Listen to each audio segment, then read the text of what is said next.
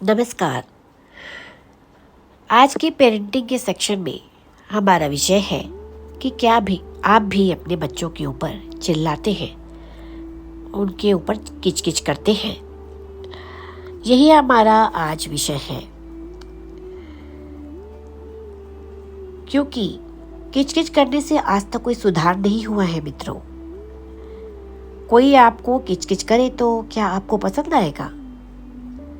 माता पिता जो होते हैं बहुत छोटी छोटी बातों के लिए बच्चों को खूब डांटते हैं, बहुत किचकिच करते हैं। जैसा कि मेरा ये मानना है कि छोटी छोटी बातों के लिए ज़्यादा नहीं बोलना चाहिए। जो सामान्य बातें होती हैं उसमें ज़्यादा किचकिच नहीं करना चाहिए, नहीं तो बच्चे आपकी बात को बिल्कुल भी महत्व नहीं देंगे।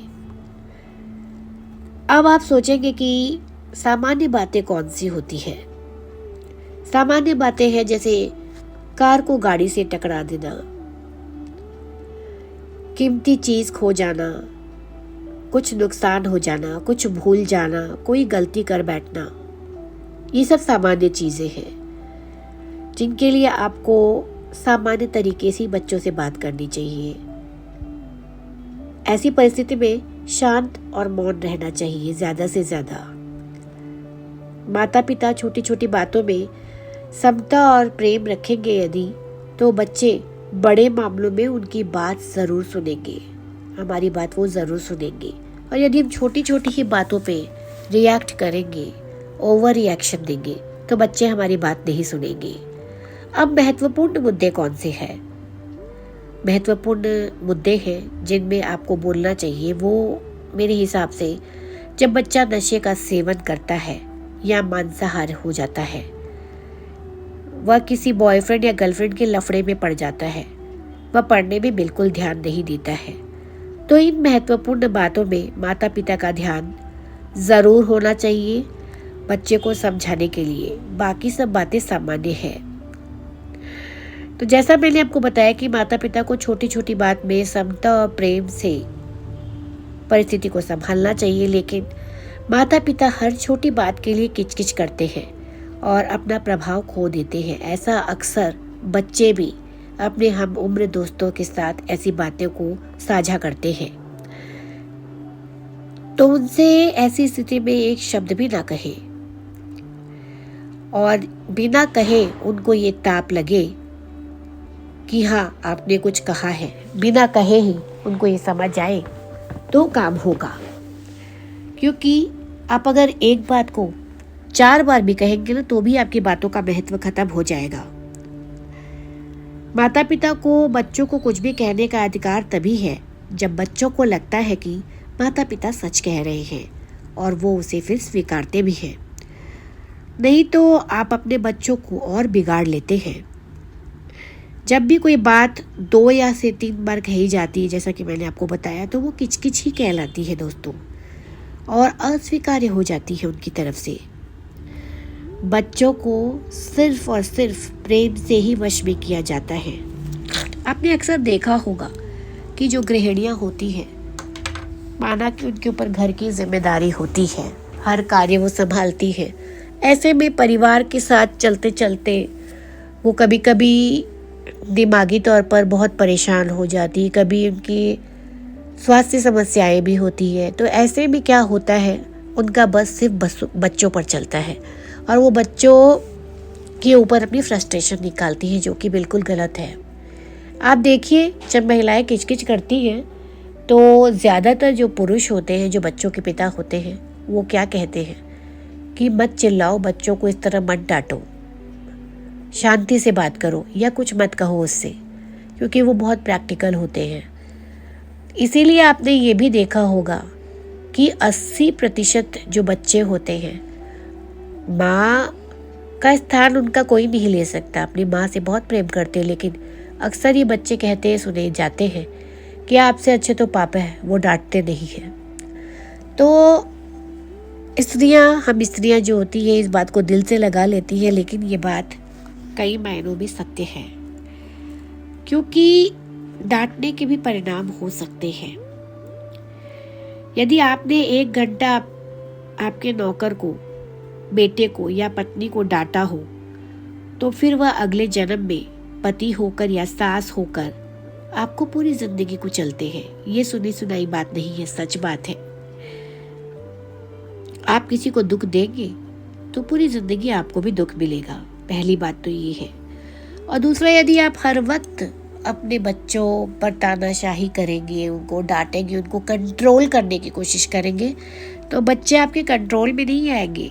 जब जरा से छोटे होंगे तो वो फिर भी आपके दबाव में आकर बातें सुन ले, लेकिन एक समय के बाद जब बच्चे बड़े हो जाते हैं तो फिर वो आपकी बातें नहीं सुनेंगे। इसलिए बोलना कम कर दे तो अच्छा है।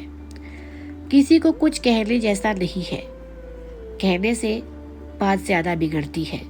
यदि आप अपने पुत्र को कहें कि गाड़ी पर जल्दी पहुंचो, ये एक एग्जाम्पल मैं दे रही हूँ, तो वह देर तक जो है, जैसे आप सिर्फ टाइम मेंशन किए बिना कहते कि गाड़ी पर जल्दी पहुंचो, तो वह देर से जाएगा, और कुछ नहीं कहे तो टाइम पर जाएगा। इसलिए बच्चों को बांधे नहीं अपने नियमों में। जैसा चलता है वैसे चलने दे, कि जैसे आप नहीं है तो सब कुछ चल रहा है सामान्य रूप से।